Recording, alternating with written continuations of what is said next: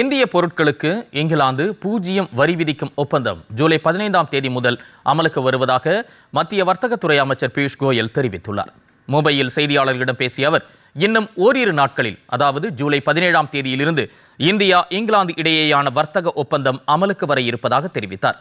இந்த ஒப்பந்தத்தின்படி இந்தியாவிலிருந்து ஏற்றுமதி செய்யப்படும் எந்த ஒரு பொருளுக்கும் இங்கிலாந்து வரி விதிக்காது என்றும் அவர் குறிப்பிட்டார்.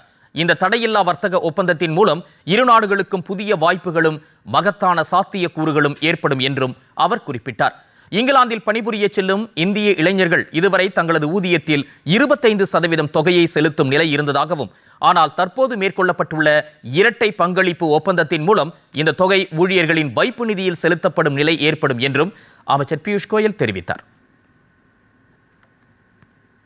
இதனிடையே நாளை முதல் வரும் 17ஆம் தேதி வரை அமைச்சர் பியூஷ் கோயல் தலைமையில் உயர்மட்ட குழு ஒன்று ஸ்பெயின், பெல்ஜியம் மற்றும் பின்லாந்து நாடுகளில் சுற்றுப்பயணம் மேற்கொள்கிறது. ஐரோப்பிய நாடுகளுடனான பொருளாதார நல்லுறவுகளை வலுப்படுத்தும் வகையிலும் முதலீடுகளை திரட்டும் வகையிலும் இந்த பயணம் அமையும் என்று எதிர்பார்க்கப்படுகிறது.